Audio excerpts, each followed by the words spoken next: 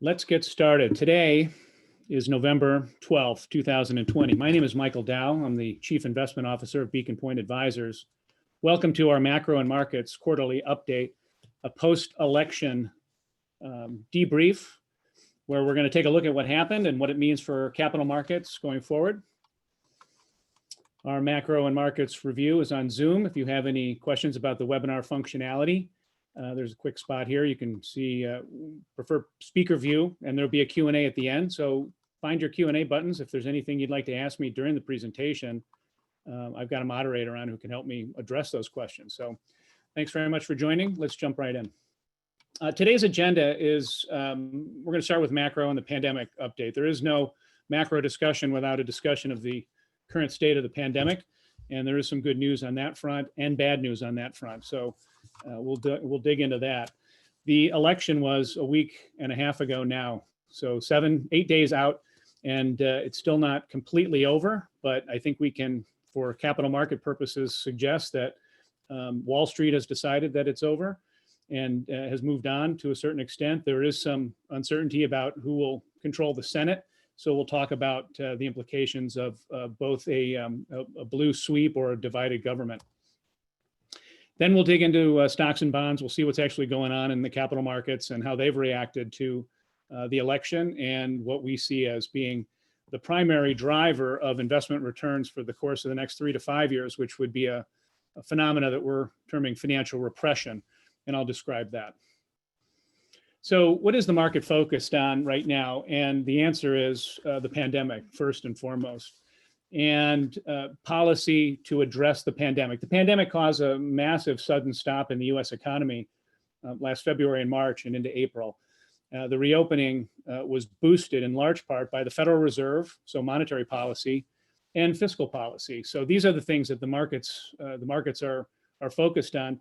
In addition, we want to check and see where the valuation levels are, because we understand what the pandemic lockdown did. We understand to a certain extent now what the stimulus policies did to mitigate the lockdown, and prices have responded very dramatically, up 60% from the lows back on March 23rd.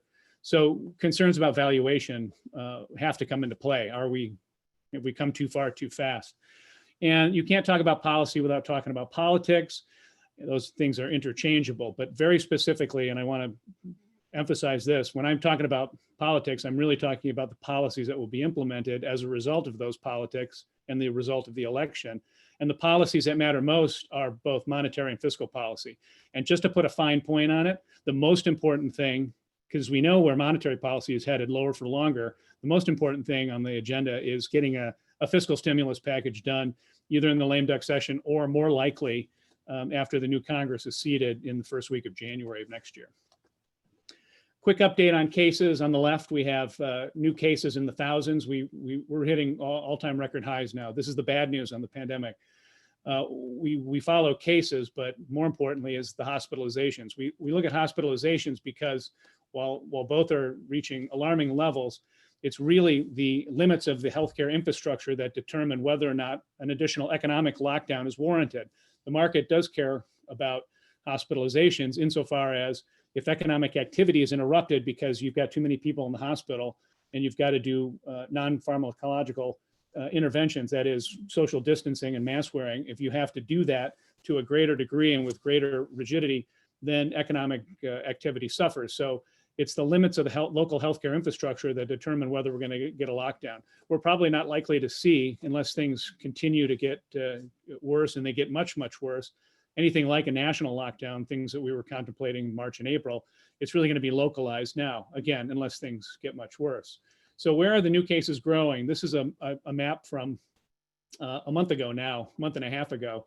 New cases are growing in the blue, they're shrinking. New cases are shrinking in the blue, they're growing in the purple. This was a month ago, so you can see there was a lot of blue, a lot of good news on the pandemic and on new cases declining. This is where we are today. This is as of yesterday.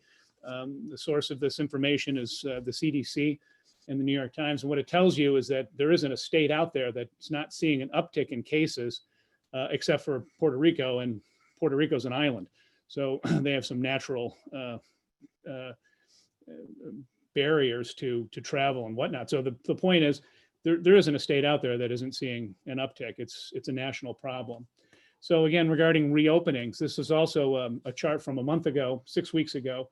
Blue is restrictions are easing, and red is restrictions are tightening, and yellow means the reopenings were paused. So blue and yellow are bad. Blue and blue is good if you're thinking about you want to get out and about and aren't concerned about the virus. Blue is easing. Red and yellow are restrictions tightening, or the reopening was actually put on pause.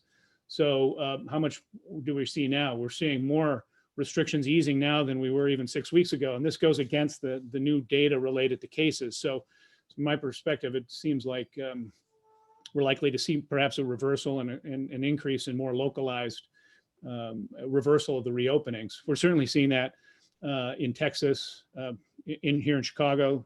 Recent lockdowns have been, or restrictions have been increased, et cetera.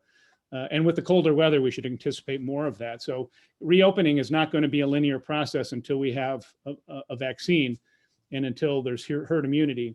So economic activity is likely to be choppy as well. Let's talk about the global economic activity indices. So this is the JP Morgan Purchasing Managers Index. And what you see is a clear and significant drop in the months of February and March. In fact, anything below a 50 on this scale is contraction. Anything above a 50 is expansion. We're back to expansion now. And in fact, the global recovery is clearly on track to be a V shape. If you looked at the US in this context, we're following closely the JP Morgan Global Composite. So we're also showing a V shape. We'll see it later in the presentation. The only country that actually got back faster was China. China got back to above the expansion line in the early summer. And the Chinese economy is the only one that's likely to post a positive number for 2020. So the global economic recovery is back on track, and it's a V so far. Let's turn our attention to the United States. So we had this historic sudden stop in economic activity to try to prevent the spread of the virus. And what we ended up doing is printing the worst and the best GDP, gross domestic product, prints in the last 2 quarters that have reported. So the second quarter number showed a minus 31% quarter-on-quarter annualized GDP. This is data going back 70 years. And you can see there's nothing even close to what we experienced in terms of the staggering loss of output here in the United States, down 31%. Good news is we had a massive bounce back in the third quarter, and the GDP print that we saw was 33%. Again, nothing like it. You average the two, and unfortunately, you don't quite get back to normal. But it's just astonishing to see what exactly took place in the second and third quarters of the year in terms of economic activity.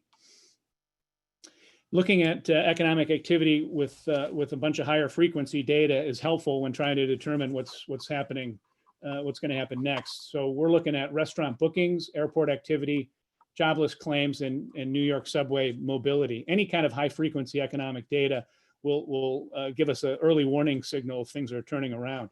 And what we've seen is that there has been a bit of a reversal in the restaurant booking activity based on OpenTable.com. Airport travel is only back to a third of the capacity. This is TSA throughput a year ago. The green is TSA throughput this year. And this is just the percentage of numbers of passengers that are going through TSA this year versus last year on the same day. So we're 33% capacity here. This is initial jobless claims. It's the measures the health of the labor market.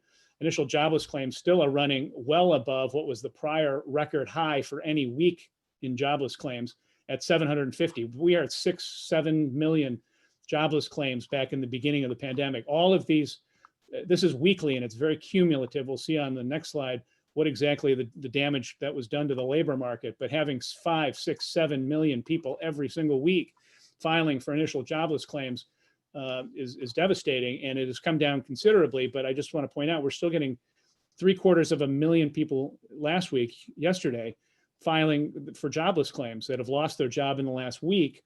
And that 750,000, by the way, the 750,000 number is still head and shoulders above the prior record that we saw in October of 1982, when for 1 week, 695,000 people filed jobless claims. Again, just absolutely unprecedented damage to the labor market. But recovery is apparent, but it seems to be slowing and plateauing.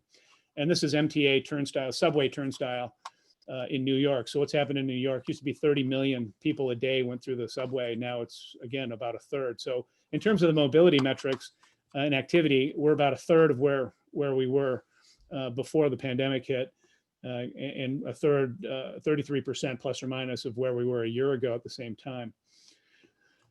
We talked about labor markets. I just want to put a fine point on it. This is, again, 70 years worth of data on the US unemployment rate. And the US unemployment rate spiked in the second quarter of 2020 to almost 15%. Again, a number that we haven't seen. If we went back to the Great Depression, which is a few years before the national income and product accounts record that data, that is, goes beyond the series, 14.7% would be way up there. It wouldn't be the worst. 20% is the worst in the Great Depression in the 30s. But 14.7% is the highest level of unemployment that we've seen in the post-World War II history. We're back down to just under 7%. So we've cut the unemployment rate in half, and that is reflective of a recovery in the labor market, but we're still not all the way there. This is an important chart. While we've seen a recovery, and by the way, the blue line here is the total employment number. That is, we had 160 million people working almost in the United States. After the COVID lockdown, we shed 25 million jobs. 25 million jobs were lost. That's the orange line here. So versus where we were at the recent peak, we're still down. We've seen a recovery. There's 149 million people working now, but the difference between 149 million and 158 is still on the order of 10 or 11 million. So we've got about 11 million people that we need to get back to work just to get back to the recent peak in total employment here in the United States. So there's probably, this is a strong argument for additional fiscal stimulus to complete the repair job that's needed in total employment. Policy, what's the most important policies that we've been talking about for the last 7 or 8 months? It's the Federal Reserve's ability to step in, use their balance sheet without getting congressional approval, that is, it's an available balance sheet, and support markets by providing liquidity in the form of quantitative easing and credit facilities that can be brought to bear to repair certain sectors of the market. So this is the Federal Reserve's balance sheet in blue. What you can see is a massive increase in the size of the Fed's balance sheet. And the orange line is the S&P 500 level. So we peaked at the S&P at the third week of February at 3380, and it dropped to 2305 third week of March. We're back to 3500 now. So that's a nice recovery. How did that happen? Well, because the Fed's balance sheet exploded during that period of time, and it could go bigger. We could see an $8 trillion balance sheet. We're close to 7.2 or 3 trillion now. Wouldn't take much to get us to an $8 trillion balance sheet, which would be 40% of US GDP. But just to put a fine point on it, the Fed pushed $3 trillion worth of liquidity into the marketplace by purchasing Treasury securities and providing liquidity facilities in conjunction with the Treasury to support various markets. They cut off the fat tail of bankruptcies in corporate America, and by doing so, they were able to save the equity market. If in a bankruptcy, an equity holder is wiped out, the Fed saved the bond market, and as a result, it saved the equity market. So $3 trillion of liquidity translates into 1,200 points on the S&P 500. But it wasn't just the Federal Reserve that came to the rescue. After a very brief period and with extraordinary speed and political time, the federal government came through with a substantial amount of fiscal stimulus. The first fiscal stimulus plan, which was 8.3 trillion, phase one, passed on March 6th. Got 100 billion more 2 weeks later, and then the CARES Act on March 25th, 2.2 trillion, an absolutely massive amount of liquidity to be brought to bear and stimulus to be brought to the U.S. economy. Again, thinking back to the great financial crisis, the Obama-led Recovery Act was less than $800 billion, so much less than $1 trillion, and we've got 2.2 trillion in one go, plus a $350 billion top up of the Paycheck Protection Plan and other. We need more. We need a phase four. We thought we were going to get a phase four in August or September before the election, but getting another stimulus package is dependent on the economic recovery and politics, so it was unable to come to fruition. But make no mistake, the 3 trillion we've seen so far in fiscal and the 3 trillion on monetary policy. So nearly 6 trillion worth of stimulus has just been absolutely unprecedented. And the fiscal authorities have come through with an absolutely unprecedented response, but it's not over yet. We need more. And in fact, let's just take a look at the total stimulus. If we're adding up monetary policy accommodation and stimulus with fiscal policy stimulus, both of those things together provide support to the economy. So looking at them together, I think, is interesting and important, especially if we do it month by month. So the monetary policy impulse is the green bars here, and it's a couple $1 trillion, as you can see. These 3 green bars add up to about 3 trillion. Now, the fiscal stimulus, here's the CARES Act and the other phase 1 and 2 that came about in March, and we haven't seen another fiscal stimulus act, no more additional fiscal stimulus since then. There's been actually some withdrawal of monetary stimulus, but that's been reversed. So the big push came in March and April when the CARES Act was passed and the Fed was doing its initial expansion of its balance sheet. Point is, we're not done. We can't be done yet, but we haven't seen anything since. So in terms of the dollars that have been pushed into the economy, nothing meaningful, frankly, since May. And as a percentage of GDP, total stimulus to date has been about 27%, and 16% of it came again at the beginning of the crisis. But we haven't seen any meaningful stimulus. More fiscal stimulus needs to be brought to bear since then. And you think you're going to get maybe 2 trillion more in the first quarter once the new Congress is seated, and that's a real possibility. And this is where it would kind of fit in on the timeline. But it's needed to complete the repair of the labor market and to make sure that businesses that are on the brink of going out of business and bankruptcy don't fall into bankruptcy. These smaller businesses, these middle market businesses, it's a lot more expensive to bring them back after they've declared bankruptcy than it would be. Frankly, it's a lot cheaper to just keep them afloat until we can get back to normal and get a vaccine and start to see a normalized economic environment. Beacon Pointe does economic forecasts for GDP, inflation, unemployment, and Fed funds, and those are here. I'll leave them for reference. Let's talk about politics and the post-election investment environment. So here's a chart from day one, one day before the election on November 2nd. And it basically lays out what the pollsters were thinking in terms of a presidential result. And the fact is they were leaning Democratic. The polls actually got it pretty good in terms of the presidential race, although the probability of a blue win did narrow substantially in the days before the election. It was still closer than anticipated and remains closer than anticipated in some of the battleground states. But give the pollsters a bit of credit. They tend to get a bad rap, but they got it pretty close. Where they didn't get it right the day before the election was the Senate race. So in the Senate race, where the probability or the likelihood of a blue sweep was going to happen because the House was already for sure going to stay in the Democrats' hands.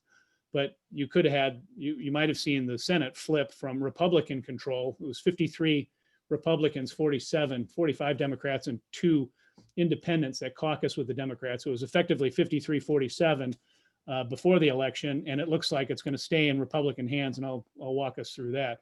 But they got it really wrong there. The pollsters were really thinking a blue sweep was the most likely outcome, which would have required a lot more success than the Democratic senators got in some of these more contested races. And Georgia is still not decided yet. And I'll have some views on that in a second. What were we thinking heading into November 2nd? And the answer was that we would go into overtime as we've done. November 3rd was the election. December 8th is the day for which the Electoral College votes need to be certified by each individual states. That's the safe harbor date. Otherwise, the Supreme Court may get involved. December 8th, 2020 is the same date as December 12th, 2000 during Bush v. Gore. So December 8th is the date in 2020 that corresponds to the date when the Electoral College votes need to be certified. We figured there would be no clear winner on election night and no concession speech, that there'd be hundreds of lawsuits, and that they would all contest given that there's 50 voting ballots, 50 different voting procedures. All of the elections, of course, are run at the individual state level. but that even with this lawsuit, flurry of lawsuits, that a clear winner would emerge and that the litigation would continue, but the outcome is not really in doubt. On December 8th, the states would certify the results. On December 14th, the states would go to the Electoral College voters would be summoned to their state capitals and the results transmitted to the National Register in DC. On January 6th, in a joint session of Congress, the president of the Senate, who is the current vice president, Mike Pence, would read out the winner of the Electoral College. And then on January 20th, we would swear in a president, either for a second term or a new president for a first term. That's what we thought. That's what we figured the outcome would be. And as the results have indicated, the chances of actually reversing the current election results are very, very, very low, but they're not zero. Litigation ensues. This litigation and these challenges to the votes have one goal. They have a goal of preventing the states from certifying the results until all of the issues are resolved. And so the litigation continues, which means there hasn't been a concession and there hasn't been a clear victor declared on the political side, but in terms of the financial markets, they seem to have decided that it looks like a Biden victory and that Joe Biden will be inaugurated on January 20th. Removing that uncertainty completely, I think, would be good for markets. So we're seeing, though, again, this is a simplified version of what we expect now. So what we expect now is Sturm und Drang, which means there's going to be a fair amount of noise, and but it's not going to matter. We're going to go ahead and see the process work itself out as it has been designed by the Constitution and by state election rules and laws, and ultimately we'll get to January 20th. So I don't want to spend a ton of time on kind of the outlier scenarios, but we did take a look at them just in case there was the election went into overtime and it wasn't clear. So let's go into some detail maybe on where we currently stand so we can just get the lay of the land and identify the state of play. We saw we're in election overtime now. Arizona was just recently called. So Biden's at 290, Trump is at 232 because he picked up Alaska there. So the disputed electoral college votes are 20 in Pennsylvania, 16 in Michigan, 6 in Nevada, 10 in Wisconsin. Not yet called was Georgia and Arizona. Georgia's the only one that remains outstanding now. Arizona's been called, but it remains disputed. There is litigation outstanding in Arizona as we speak. So here's the state of play in terms of the litigation. There were 5 legal challenges in Pennsylvania and 3 are ongoing. They're going to finish counting and certify the vote, but not until November 23rd. So again, we have 10 or 11 days before we'll know with metaphysical certainty what the outcome of Pennsylvania is, and even perhaps not then if the legal challenges continue. But November 23rd is the next day to be aware of for identifying whether there's more clarity on the final outcome. Georgia is going to have a full hand recount. 5 million votes were cast in Georgia. The Secretary of State for Georgia was on the TV today talking about the fact that they think they can get that done. It's a pretty heavy lift, he said, but they need to be certified 8 days from now. So 5 million hand recount. Every single vote in Georgia is going to be hand recount, and hopefully will be certified by November 20th. In Michigan, there's 2 legal challenges, but none remain outstanding, and no automatic recount occurs in Michigan. So those results will likely be certified again on the 23rd. The 23rd is a big day, Pennsylvania and Michigan. And really nothing more. Wisconsin, Nevada, and Arizona. There is an automatic recount in Nevada, but those results aren't likely to change. So there has been uncertainty about the election outcome. Arizona was called, and everything again is to try to get to a point where we can get to December 8th and either have the states certify all the electoral college or not. And if enough challenges are successful in delaying the electoral college certification, it's possible. It is possible. Again, this is a vanishingly low probability. I put it out here for completeness only and for discussion purposes because I find politics to be incredibly interesting, but I don't think it will affect the investment outlook. So these are vanishingly low probabilities that we're talking about now. So again, you get to a contested election. and there is no clear winner in the electoral college votes, and then it becomes possible that the state legislatures and their governors, whoever the senior election official is in each state, might be pressed into service to select the electorals without a complete picture on who won the popular vote, because the votes are either incomplete, contested, or other issues. So that's possible. This is the way our Constitution has set it up. Again, I think it's a vanishingly small probability, but this is what happened effectively in 2000, and it also happened in 1876. In that election, there was not a clear victor. Tilden and his opponent, Rutherford B. Hayes, who actually became president, fought it out, and 4 states submitted 2 separate slates of electoral college electors to the National Register to be read out in the joint session of Congress. So it is possible. It's happened here in the United States. It's not going to happen this time. But we had a discussion about this. We've been talking about it because it did seem more likely this time, given the closeness of the election and the high level of contentiousness that we saw and divisiveness that we saw heading into this election, that it could be a possibility. But again, all vanishingly low. If it did get to that, what matters is who's the governors of the states. So there's some information in the presentation about that. Also, what matters is who controls the upper and lower houses of the state delegations.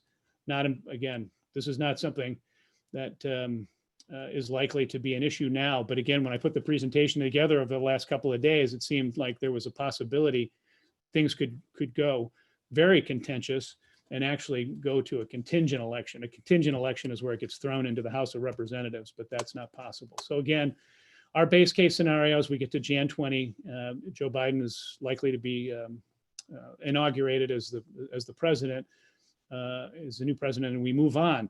And again, something that I was saying before, elections are important, but they take on a life of their own, and they tend to become more important because folks get, like they do about the markets, get a little emotional about the elections. I try to view things from the lens of policy, and elections determine policy, but it's the policies that result from elections that matter the most. Let's talk about the policies that result from the election in the Senate. Moving on from the presidential election, there is something that is still very interesting going on, and that is that we still don't know who's going to control the Senate, although it does appear to be likely a Republican. As it stands right now, the current makeup of the Senate, again, is 53-47, but the current live vote totals indicate it's 48-50 Democrats, 48-50 Republicans, with 2 elections going into a runoff. So the Georgia runoff election results are here. In the regular election, there was only 2 major party candidates and a libertarian candidate. But in the special election, in the seat currently held by Kelly Loeffler, there was many, many more. So there's a lot of folks who contested this election, which means not only did neither candidate win an outright majority, neither candidate got more than 33% of the vote. And as a result, we have a runoff. So you need to get to 50%. And David Perdue, the Republican, just missed the majority in his attempt to win outright, but he didn't arrive. So both of these seats are held by Republicans currently. Here are the results, and just to put it in a little more clarity, who the Republican in the regular election on November 3rd won 48%.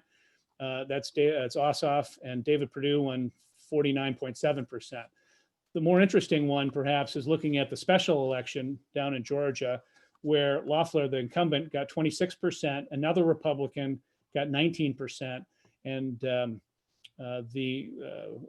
highest achieving Democrat got 33%.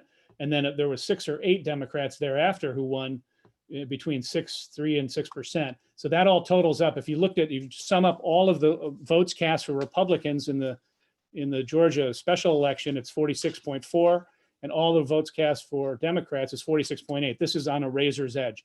There's going to be a lot of talk about the Georgia special election and the Georgia regular, both of the runoffs, which will occur on January 5th, 2021. We won't know until then. So these are going to be hotly contested. I have one investment idea that is a surefire winner, and that's owning either a radio or a TV station in Georgia in the coming 6 weeks, because there will be hundreds of millions of dollars spent on political advertising between now and the election because the control of the Senate is in the balance. What's the market thinking right now? Well, currently it's 70% that a Republican will win the special and 75% that a Republican will win the regular. So that leaves you with an almost unchanged total in the Senate, 52-48, which is what we think is the most likely outcome. So taking it, the Republican Senate plus the Democratic House means, and again, back to policy now, this is the important thing. What gets implemented? Frankly, a very limited legislative agenda. So we've talked about the president, likely Democrat, the Senate, likely Republican, and the House is most definitely going to remain in the hands of the Democrats, although with a much lower majority, the lowest majority in 2 or 3 decades. Why does it matter in the Senate? And I'm not going to read this slide, but basically this just tells you that, and I'll just cut to the chase. You need more than a majority in the Senate to implement your legislative agenda. You need 60 seats because of the filibuster and the cloture rule, and that will remain. There was some talk prior to the election about if the Democrats were able to regain control of the Senate, that it might be the next thing that might happen would be an elimination of Senate Rule 22, which is the cloture rule, which is the effective rule that requires 60 seats in the majority. But that is not likely to happen, especially if it's 52-48 Republican. It definitely won't happen in that scenario. So just again, to complete the circle, let's talk about the House. This is the live vote totals in the House. The current setup in the House is it's a little more than that, 233 plus some vacant seats, and the Republicans have 201. Currently, the live results are pointing to Dems at 218, Republicans 202, with 15 remaining. And the likely outcome, based on the betting markets, is that the Democrats will retain control, but not with the 35-seat advantage that they enjoyed before, something like a 20-seat advantage. So the Republicans gained at least 10 or 12 seats. So the Democrats will retain control of the House, but with the smallest majority in 20 years. Taken all together, by the way, this means Democratic House, Republican Senate, Democratic White House, a divided government, and the markets are very pleased with that. What will the legislative agenda look like? Well, we tried to analyze what the implementable policies would be under 3 different scenarios. One was the status quo, which doesn't look likely now. Biden victory with status quo in Congress, that's what we're predicting, and we won't know for sure until January 5th when the Georgia's done, or a Democratic sweep. And the difference between a Biden victory with a Republican Senate and a Biden victory with a blue sweep is absolutely massive in terms of the ability to get your policy priorities legislated. So you're not going to have an expansive legislative agenda, at least for the first 2 years of a Biden presidency. So tax increases, well, not massive, but large tax increases relative. They were never going to be as large as what was originally planned, because compromise is always necessary. So the corporate tax rate was never going to go back to 28%. It would go from 21 to maybe 25 or something like that. So compromise, something in between. But even that seems unlikely in the current scenario, because with the current makeup of the Congress, you're going to have deadlock. So limited or no tax increases, limited labor agenda, probably higher regulatory cost as the deregulatory push slows or reverses. The effect on the budget deficit of this particular makeup in the government is that there'll be a significant increase. No matter what happens, who's ever in charge, there's going to be a $1.5 to $2.5 trillion stimulus package, which will continue to rain deficits, extraordinary deficit down on us and our children for the foreseeable future. So what's the outlook for the economy? Recovery and modest growth. Actually, no matter which, again, didn't matter. The economy in the long term doesn't matter. Who's running it's really more about monetary policy and frankly, the things that everyone agrees upon, which is getting everybody back to work and the economy moving again. All those policies would have resulted just in different shades and different scope and size, no matter who's running the government. Stock market, I thought higher volatility until the uncertainties resolved, but the market seems to have resolved the uncertainties itself and is moving on and moving higher. It's been one of the best Novembers ever. Markets in the long run don't react to politics, they react to policy. So again, a divided government means a limited implementable legislative agenda, and that's good for markets. Here's an interesting slide. It just highlights what the GDP and the S&P did 1 year after the last 5 elections. So going back to the 2000 election, we were in a recession. GDP grew only 0.5% in the 12 months after the Bush-Gore election. In 2000, the stock market dropped 21%. Whereas in 2004, the GDP grew 3.5%, the stock market was up 8%. 2008, we had a crisis, but there was met with massive stimulus. The stock market was up over the course of the 12 months ended October of 2009, because, but even though the economy was continuing to recover, but it was a forward-looking prediction device then and remains so. But for the last 2 elections, the economy's been humming along between 2 and 2.5%, and the stock market has done very well in the period after the election. If we had a similar result, I would think it would be very easy for us to get to 2.5% over the course of the next year. And the stock market's already gained half of 23%, literally, since the beginning of November. So we're well on our way. It doesn't, I'm trying to highlight here that it's about economic activity and corporate profits that matter for stock prices. And while politics can determine the policies, most of the things that are impactful for stocks would be implemented regardless who was in charge. So elections matter, but it's policy, because policy drives economic growth. Economic growth increases in corporate profits drive stock prices higher. So let's review what the market's focused on now. The pandemic and the vaccine, I'll just talk a little bit about each of some of the more important of these factors as we move through the presentation. But where are we in terms of the vaccine? Got great news on Monday. Policy and politics, we still don't know if it's a blue sweep or divided government, but divided government seems to be the consensus. We're going to get a fiscal stimulus package, and we're going to get continued monetary policy accommodation. So kind of understand the macro. How are we on markets? Well, in terms of valuation, here's an interesting topic to address, whether we're going to get multiple expansion based on accommodative monetary policy or something else. And that's what I'd like to talk about now. So Pfizer stock starting Monday was up 15% on the open. It retreated since then based on their announcement on November 9th that they've developed a vaccine that in the stage 3 trials appears to have 90% efficacy. The safety information is not back yet, but it does bode well. Pfizer's not the only one. This is information from Goldman Sachs, recent equity piece sent to me by a friend, who suggests that the status of the vaccine candidates is moving right along. It's not just Pfizer that has and BioNTech that has a vaccine that could be useful. Moderna, which you've heard a lot about, and Regeneron for the treatments, and AstraZeneca, J&J, and Novavax all have phase 3 data to be released on their vaccine results in the next 2 to 3 months. November for Moderna, and Pfizer was released again on Monday. And so the size of the doses that are going to be available over the course of over the next year, and how much we've contracted for here in the US, millions of doses, this is really good news. It's a game changer. In fact, if it can be distributed effectively, and I'll just point out that, frankly, while the vaccine news was good for reopening hopes and for stocks in general, the Pfizer vaccine needs to be kept at minus 100 degrees or so Fahrenheit. And that will provide challenges to delivering it, and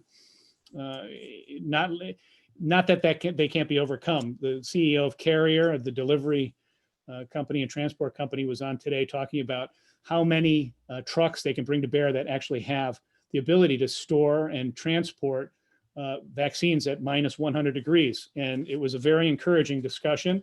It was actually, and it boosted the market again a little bit on that announcement. So getting this vaccine to 100 million doses and being able to deliver these doses, they're going to come, it may be a little bit fits and starts. In some places that can't deal with the delivery requirements of minus 100 degrees Fahrenheit may not get it. We'll probably get it here in Chicago in January, because it'll gets to be very cold here, but I don't think it'll be minus 100, but it's been minus 30 degrees Fahrenheit here in January. So places that are out, rural entities, rural hospitals that can't deal with these things might not get it as fast, but it'll be rolled out in the first half. And I think that this is really important for the markets. What was the market thinking about heading into the election? This is the S&P 500 in the orange line. It was rising from middle of September until the end of October. And it was doing so because, and these are the election probabilities for Joe Biden, is the dark blue line. And the probabilities of a Democratic Senate are the blue dots. So basically what we're saying in this chart is that a blue sweep was being priced in. Higher probability of a blue sweep meant the stock market was rising. And as the blue sweep looked less likely, the stock market tended to tail off at least a week before. This is a week before the election. So the market was cheering this blue sweep. Then all of a sudden, again, this picks up on October 26th until now. What you saw was the probability of the Democratic Senate declined dramatically. The probability of a Democratic House remained close to 100%. So this is divided government. Democratic House, this means low probability of a Democratic Senate or a Republican Senate. So divided government all of a sudden became the topic that caught the market's attention, and the stock market rose as a result. So the point I wanted to make on this chart was that elections don't start or end trends. If the market is on its way up and wants to go up, it will find a narrative to support it, whether it's a blue sweep or divided government. Let's see, where are we trading? So Goldman Sachs just came out actually with much more aggressive corporate earnings targets for 2021 and 2022. And if you plug those numbers in, the consensus number for the next 4 quarters, including fourth quarter 2020, so not quite all of 2021, is closer to $155, which means we're trading at 24 times at the current level. But if you plug in and the market's looking through to 2021, and maybe it's even looking through to 2022, at 2021 EPS levels, we're trading at 20.4 times. At 2022 EPS levels of close to $200, we're trading at 18 times. So these are not outrageous levels if corporate profits recover to the extent indicated here.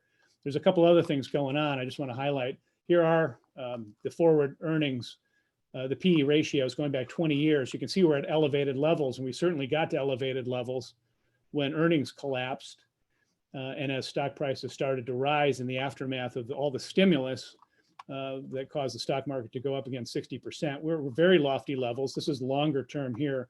The long-term trend is 16 times, where we're at 22.6 now, if you're looking at forward. So what does this mean? The answer is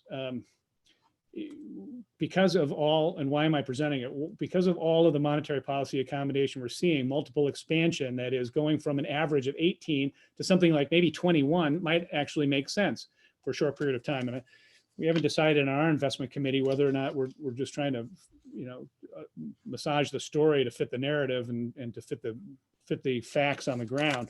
And I don't think that's the case. I think there is a strong case to be made that 18 times, which is the 3-year average that we've seen in the price earnings ratio on the S&P 500 versus 16 times for the 20-year average. So let's use 16. 16 times of the long-term PE, we're at 22.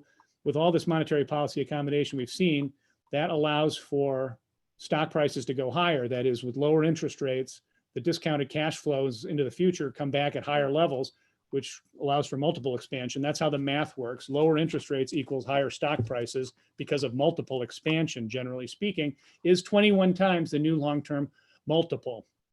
Good question. The other way to look at whether or not the stock market's rich or cheap is to look at the equity risk premium. And the equity risk premium right now is at its lowest levels. By the way, I'll just highlight that when the equity risk premium approaches 7%, those are really good buying opportunities. So we came out with a call on literally December 24th, 2018, which was pure luck, that suggested that the market was looking very inexpensive at that point, and that if you got a reversal in the tightening of monetary policy sometime in early 2019, you would do really well. 2019, of course, turned out to be a really good year for stocks. And we did get that announcement of a reversal of the tightening of monetary policy literally in the first week of January 2019. But when you have equity risk premiums that are this high, 7% on December 24, 2018, March 23rd, 2020, it's not clear to me that we wouldn't highlight that as being a pretty good potential signal for adding risk to the portfolio. Here's where we are now, closer to 4. And that looks pretty expensive. So a 4% equity risk premium is very low historically. This is about 20 years of data here. This is the last 3 years here. So it's hard to say.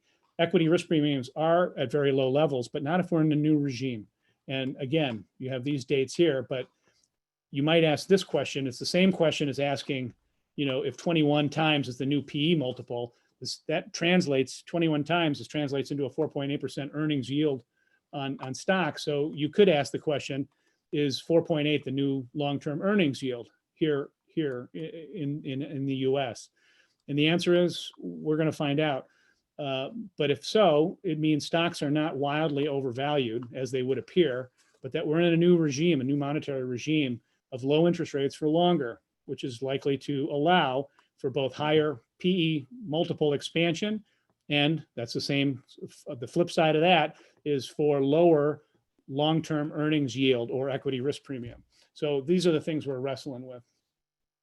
I'll just make one quick point here. It looks like with the new administration, that policy uncertainty, particularly policy uncertainty related to trade, which spiked in the last 4 years, is likely to come down, which may have been holding back stocks a little bit. So the removal of policy uncertainty with perhaps a more traditional management style in the White House is likely to produce less of a headwind to stocks, whereas some of the things that were done in the current administration were necessary to confront China and to make sure that everyone was playing on a level playing field. I don't see much change in that. I don't see a Biden administration failing to challenge China. I just think they'll do it in a different way. And that different way might actually be viewed more constructively by the equity markets going forward. So let's take a quick dive into growth and value and small and big and US versus international stocks, and see where we make a few comments on where we think things are headed. So this is growth returns, total returns since the beginning of January of this year. So this is 2020. Even with this massive downturn in growth stock valuations that occurred along with everything else, you've seen a 28% return in growth stocks in 2020. So even with this downdraft, growth stocks are up 28%, almost 30%. That's where they stand. And this is value stocks here. Value stocks in 2020 down 4.2. Holy cow! That is a massive differential. Something that is historic. Never seen anything quite like it. While at the same time, the S&P is up 11. So this differential between growth and value is something that's getting a lot of play. Our preference has been for growth stocks to date, but not to spoil the conclusion, but the idea that is going to go on forever is not a good one. So let's just look at growth versus value in the last 3 or 4 weeks. And you see a different story. Value has significantly outperformed. So up 8.5% since October 1st, where the S&P is up 5. So growth stocks have lagged, and they've lagged considerably, particularly since the election. Not sure if there's a decent explanation for that, but the question is, has there been or is there a rotation to value happening now, or is it a head fake? In our portfolios, and for what we've recommended to clients and how we're implementing this view is, instead of being completely underweight to value or having a significant underweight to value, we're actually reducing that underweight versus benchmarks to try and not get caught in a rotation. If the vaccine is working, if everything is going to be normalized sometime in 2021, if we're going to get more fiscal stimulus, then it would make perfect sense for equity investors to take a look at the valuation levels on value stocks and compare them to the valuation levels on value stocks and move from one to the other. So we want to be a part of that. And our view is that less of an underweight to values is necessary. While growth stocks are going to continue to do really well in the stay-at-home era, we're not going to be staying at home forever. Okay, so here we are, small versus large. So large caps since the beginning of the year is up 12.5%, and small caps are up only 5.5%, 5.4%. This is also to be expected. In a world where you have limited funding ability and smaller firms are typically closer to the brink of financial distress than larger firms because they can't access public capital markets, small caps should do very poorly in in an economic downturn, particularly where a lot of small and mid-cap companies are likely to go out of business and small businesses are hurting. So small caps underperform pretty significantly, but that is also reversed slightly. I don't see that being a dramatic reversal. I see that more as a head fake heading into the current environment. It just doesn't seem to make sense. Growth stocks still look really good. Value just looks less bad. And large looks really good, and small looks still about, I'm kind of meh on small caps right now. So how do we feel about international equities versus the S&P? Just really quickly, the all world index is up almost 9% year to date. The S&P is up 11. So the US has outperformed developed markets. Emerging markets are up 7.8%, whereas developed non-US equities are up 0.6. So the all world is being pulled forward by the US market. But this has got scope for reversal as well. Again, when things are underperforming, it's not necessarily the case that you want to avoid them. In fact, sometimes when things are underperforming, it means they're getting cheaper. And my immediate reaction is when things start to sell off dramatically is, does it violate some thesis that this is selling off as dramatically, or is this just an emotional market reaction? And if it's emotional, then I would want to take a look at it and maybe add to the portfolios with that in mind. So that's, I don't discount the fact that developed non-US, it certainly has underperformed pretty significantly 3 out of the last 5 years. But going forward, how you view the dollar might determine whether or not you're in US equities or non-US equities.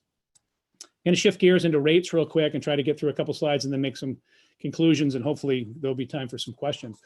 Not really a healthy metric here. This is negative sovereign yields. So basically every country that's issuing debt that has a negative nominal yield, there's almost $16 trillion of that outstanding still. That is not a healthy sign. If you're issuing debt at negative nominal yields, not a good sign.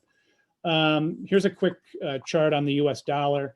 The dollar index has declined dramatically. Why? Because here are the yields on US securities. Here are yields on non-US, global aggregate ex-US securities. So the US was offering much higher interest rates for the last couple of years and has been since the great financial crisis for the most part, whereas global yields have been much lower. In fact, we saw on the prior slide, in some cases, they're negative. So this is the differential. As the differential, which used to be like almost 2% higher in the US, now is closer to 60 basis points higher in the US. As the differential in US yields declined, as the Fed started to ease monetary policy, not surprisingly, the dollar followed. So this is the dollar index coming down in line with the differential in interest rates, global versus the US. We anticipate that this is likely to persist, especially since the next leg in the dollar decline might be driven by inflation. So let's take a look at inflation. This is an important chart. Why did the Fed adopt average inflation targeting in August? The answer was because they were unable to meet their objectives. They have been unable to achieve a 2% inflation target.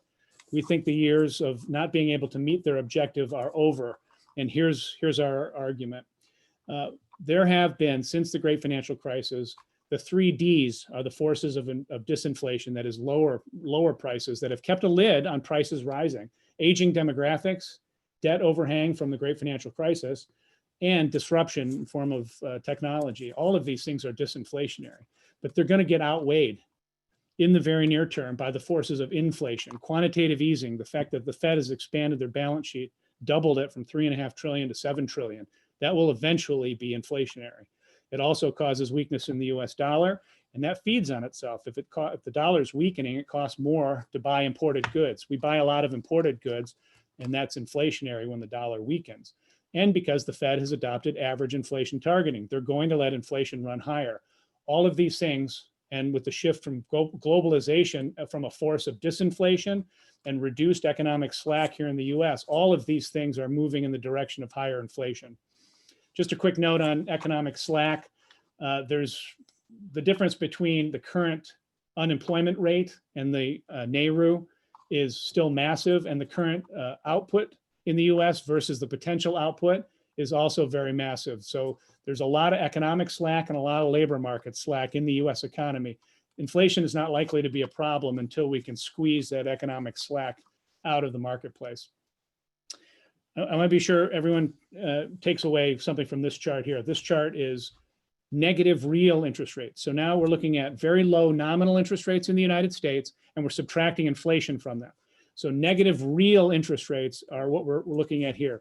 And this is 20 years of US Treasury 10-year real yields. We're at deeply negative territory now at minus 84 basis points. We're at minus 1% before. US interest rates are already, safe yields in the US are already in deeply negative territory. This has significant implications for investing, especially a portfolio, a 60-40 portfolio with 40% of fixed income. This is the story of the next cycle. Negative real interest rates and higher inflation are likely our future. And so we should address that effectively. This chart I'll just touch on real quickly.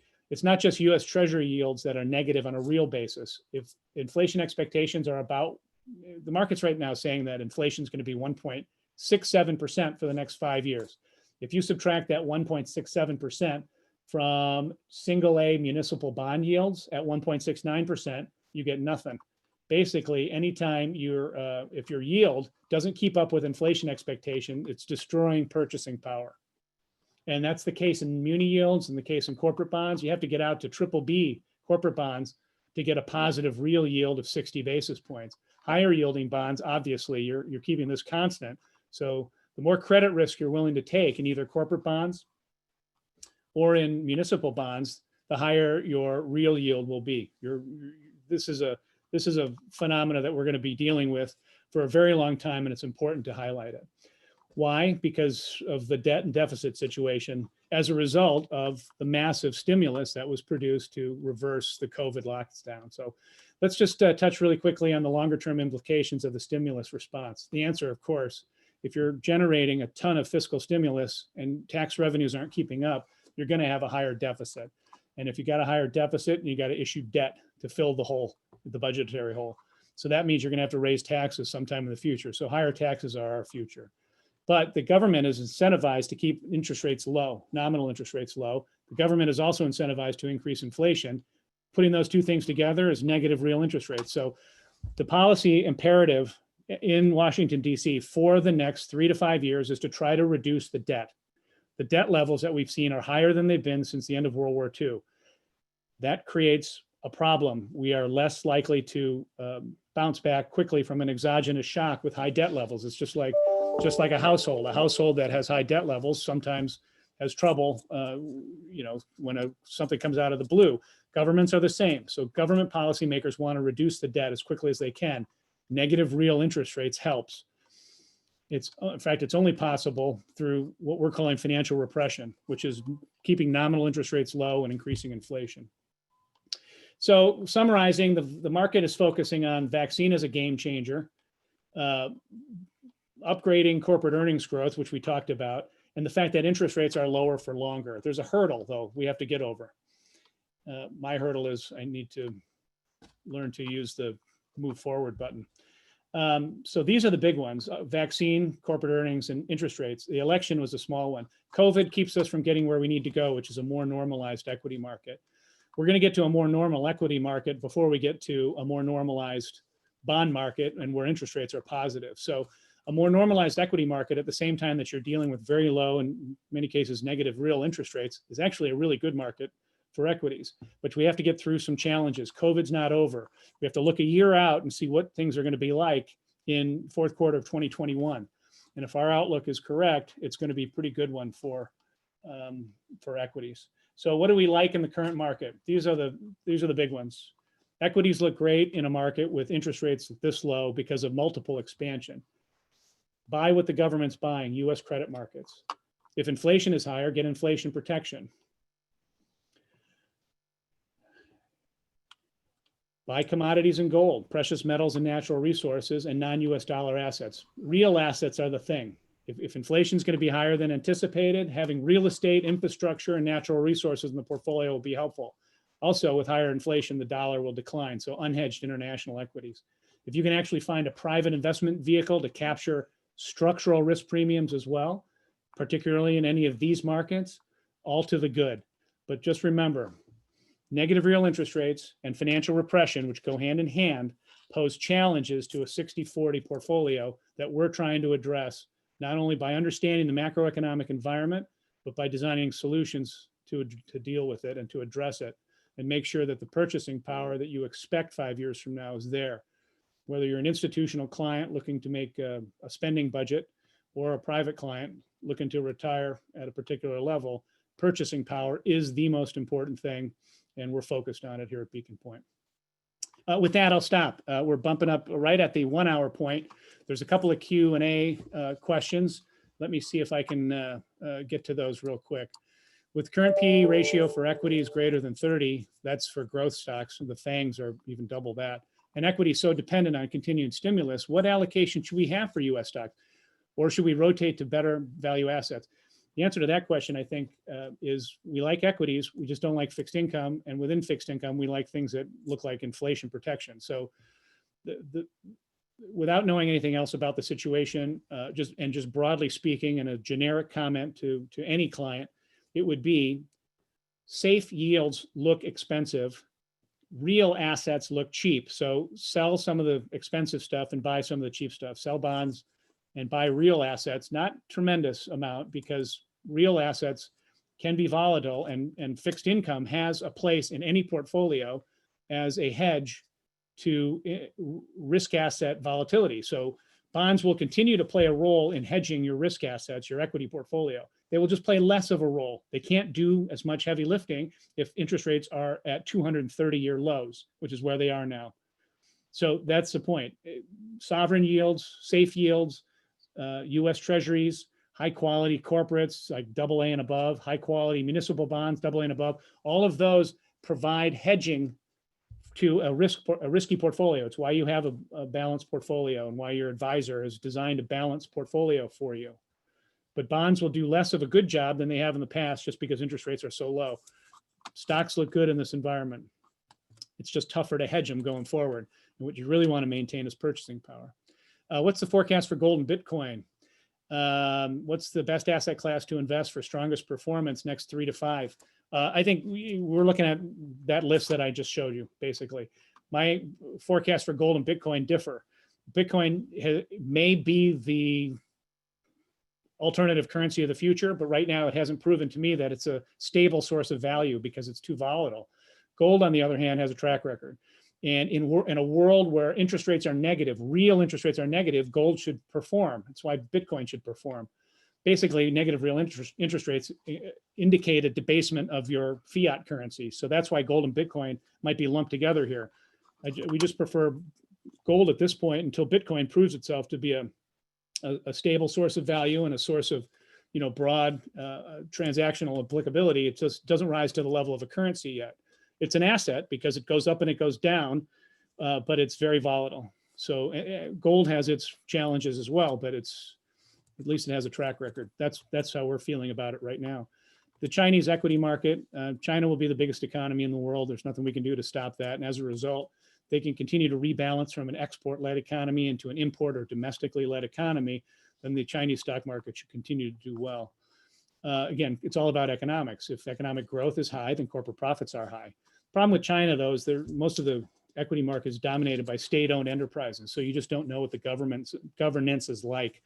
If the government owns, for example, 82% of Bank of China, you want to own Bank of China stock, or if they own, any of the big 5 banks in China are all owned by the state government. The oil companies, energy companies, natural gas companies, steel production, everything is run by the government. So you have to be careful that it's not a completely unfettered marketplace. Having said that, it's getting more unfettered as the government of China is liquidating some of its positions and trying to get the companies to run less like state-owned enterprises, more like private companies.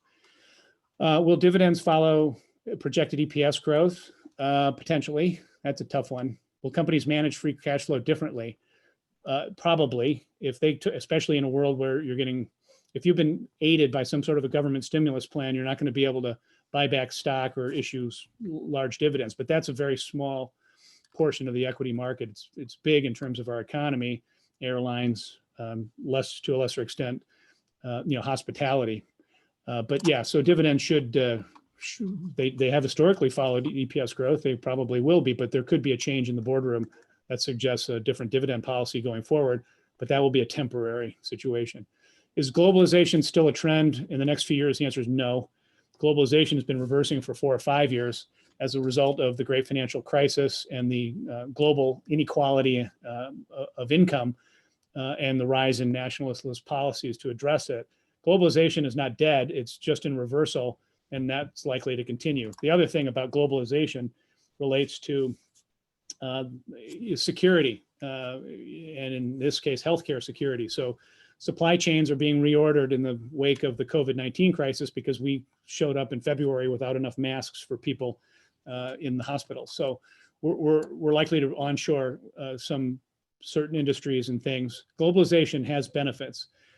Specialization and trade typically raise standards of living in both countries, but it may have come too far until we can figure out how to address income inequality that would reduce the nationalistic fervor, which tends to be the driver of the reversal of globalization. I think that's where we're headed. There's a few more questions here. Presumably, as a result of the interest rate issues you've described, there will need to be some additional tax increases. Yes, agreed. How much and to what constituents would you anticipate tax increases under Biden? Higher corporate taxes for sure, higher taxes on the rich for sure, but nothing's going to get, nothing large can get implemented in a world where you have divided government. So again, it's a big deal on January 5th, whether the outstanding Georgia Senate seats go Republican or Democrat, as to whether, and even if they do go Democrat, a 50-50 Senate doesn't have a strong enough majority to push through an expansive legislative agenda to roll back a lot of the tax cuts that have been made in the last 3 years. So I just don't think you're not going to see a ton of it. We should raise taxes where we can, but the way that the government's going to deal with the debt load and the 150-160% debt to GDP that got piled on as a result of the fiscal stimulus to deal with COVID is through financial repression. And financial repression means the Federal Reserve is going to buy up all the debt, so nominal interest rates are going to stay low, so lower for longer interest rates. And inflation is going to be allowed to rise so that you can inflate away effectively the real debt burden that the government has taken on. That is, you pay back debt with inflated nominal dollars 10 years from now, and that's how you inflate away the real debt burden of issuing trillions of dollars of debt today. You just pay it back with inflated dollars 10 years from now. That's financial repression and inflation. It's going to work, but it does inform almost everything we're talking to clients about when it comes to their investment outlook. There was a secular change. COVID-19 and the lockdown and the response to the lockdown changed everything for at least the next 3 to 5 years. So we just have to be aware of it. Don't know if I can answer the cannabis question. Are you still offering real estate investments at greater than 10%? Some, but they are high risk, value add speculative investments, but real estate returns are not entirely divorced from overall interest rates. So things are coming down along with interest rates, but there are still a lot of good real estate investments. And for private clients, they have a lot of good tax benefits. So real estate is on the list, as you can see, as one of the things to invest in a world where inflation is likely to be higher than expected. When inflation returns, won't real estate cap rates rise and real estate values decline, therefore no hedge? No. That's a great question and demonstrates significant knowledge of how these things work. It's unexpected inflation that is a problem for assets like equities, but it's not a problem for real estate because typically, if we're talking about office or other industrial, you've got escalator clauses, and so it's like an adjustable rate bond as opposed to a fixed rate bond.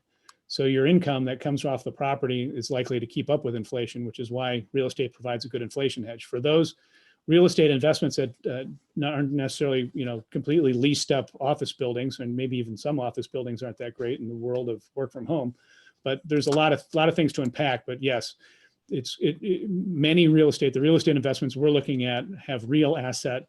That means inflation hedging potential, typically because of escalator clauses and other things that allow their values to increase when inflation rises. A couple more questions and I'll close it out. Okay, so what type of equities benefit from inflation? Real estate typically, but it's no equities and no bonds benefit from unexpected inflation. Equities can benefit from expected inflation if they have, again, these sort of adjustable rate bond type features. But mostly you want to look at things like TIPS, Treasury inflation protected securities, for direct inflation hedging. other things that have higher betas. Equities don't have a real high beta to the consumer price index. Other things do, like natural resources.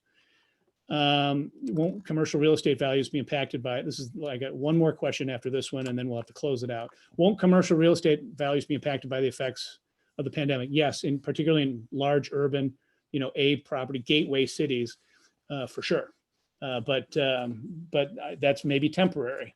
2 years from now, I'm hopeful that my college age kids will want to move out and probably move downtown like I did 30 years ago and live in the city. That's what people did before.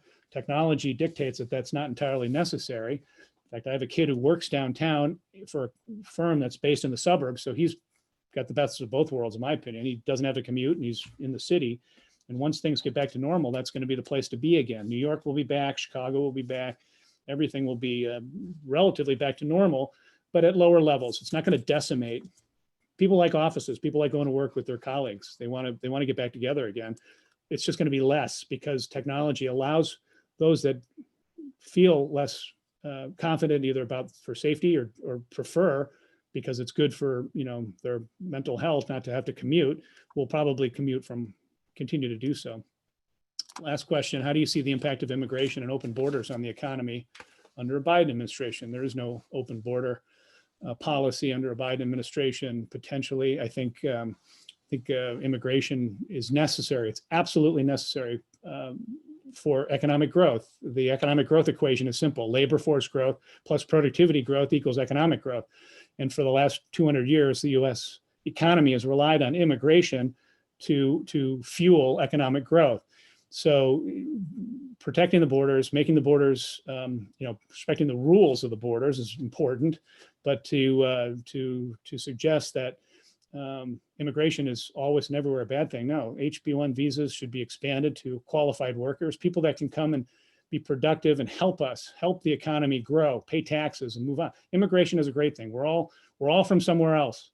So my view is, immigration is a net positive economically if it can be done appropriately. And we'll have to wait and see what the actual policies of the Biden administration are. But immigration is good for economic growth if you can do it right. So that's it. We're actually about 12 or 13 minutes past our hour. I want to thank everyone who participated and take the time to spend with us here at Beacon Point and go through our macro and markets outlook. I hope it's been helpful. I went through a lot of material. I'd be happy to address any other questions that people have or dig deeper into some of these topics.